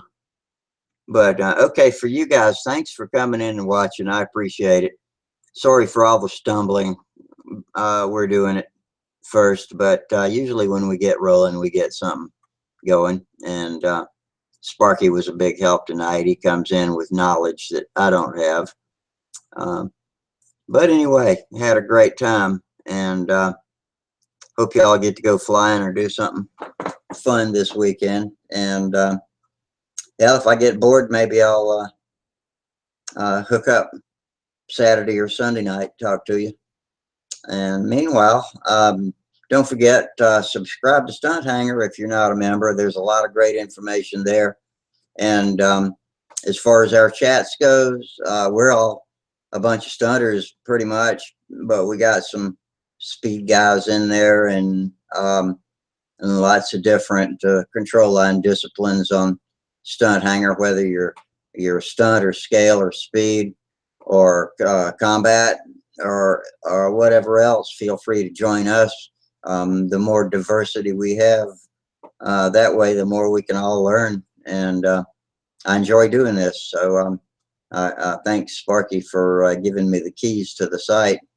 And guess we'll see y'all next week. So, and let's see, fair winds. Oh, don't forget to subscribe and to the Stunt Hanger video and on YouTube, and give us a like, please, if you would, on our archived videos over there. And meanwhile, fair winds, tight lines, and see you later. Good night.